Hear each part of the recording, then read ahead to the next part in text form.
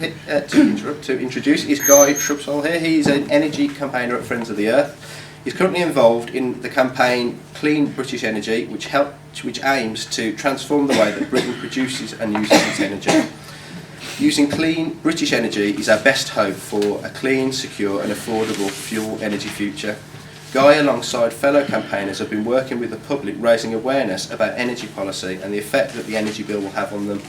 Increased public demand has allowed campaigners such as Guy to push the government hard in ensuring that we will all have a secure energy future.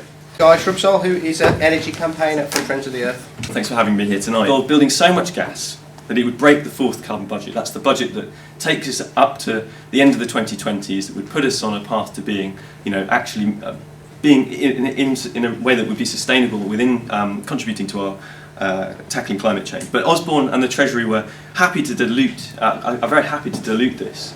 They're looking next year to review that budget, to review those commitments, and hoping to water them down. And as I say, I think that would be absolute madness. But a 2030 clean power target would render this attack toothless. It would guard against it. And that brings me to the third reason as well for why I think this is a really important policy to be having. Because it would provide the certainty that investors need to deliver a great transition to clean British energy. Investors, and particularly manufacturing companies, need to know that we're actually serious about tackling climate change in the long haul. We're actually going to stick to our commitments and not just going to fold at the first first hurdle. We saw what happened last year with when the government suddenly decided to review the solar feed-in tariff, which is the mechanism by which lots of people have been able to start putting up solar panels on their houses, that you've probably seen around the UK. That it wasn't just the fact that they cut the rate, but the manner in which they did so created a vast amount of uncertainty, caused many more businesses to go to the wall needlessly. And they did that quite happily to our micro generation, our small scale generation in the UK. And by God, we cannot let them do that to our large scale renewable generation. Because if we're going to if at the time when the UK is standing at the teetering on the brink of a triple recession, I don't know what government would wish to give, would wish to water down certainty for investors, to stop them from investing in the UK, from siting their factories here, from creating more green jobs in the UK. And that's what a 2030 clean power target would do. Because Britain has the best offshore wind resource in Europe. It has the best offshore marine energy resource in Europe. It's still one of the most attractive places in the world for offshore wind developers to come and invest. But figures from investment firms like Bloomberg New Energy Finance are showing that investment in renewables has crashed since 2010. It's crashed in the last couple of years because of this uncertainty, because of the uncertainty around the energy bill and what actually is going to emerge from it. And companies are warning that we face a cliff edge of investment in renewables after 2020, after our commitments to 2020 renewables targets come to an end. And I think this is a 2030 decarb target, 2030 clean power target would be a cure to this uncertainty. It would help us to set us on a course to a world-beating lead in clean energy.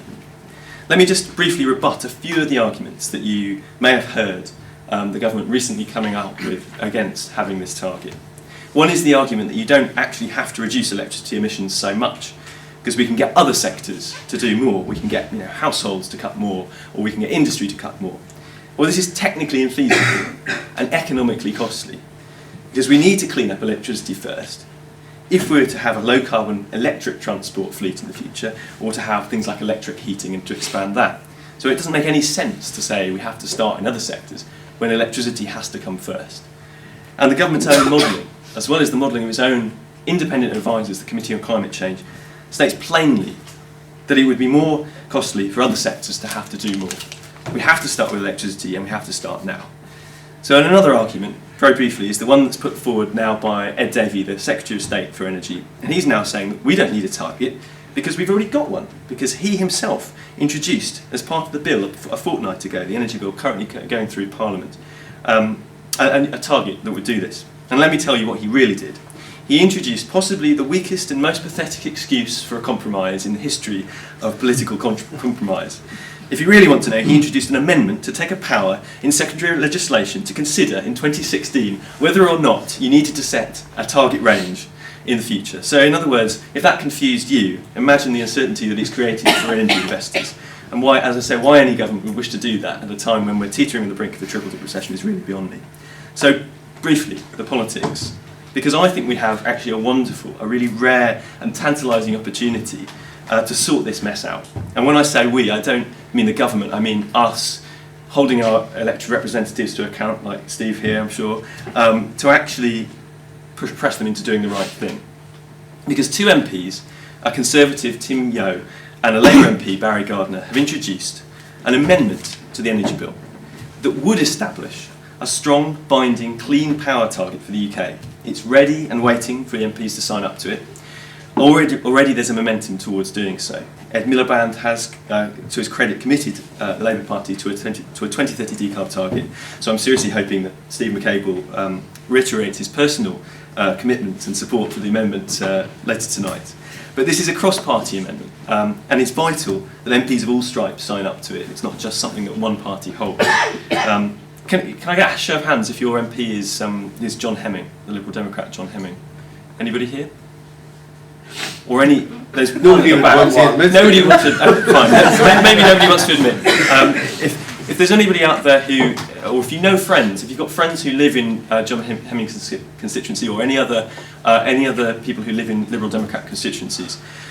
Firstly, the Lib Dems have adopted having a 2030 clean power target as their party policy in party conference last September.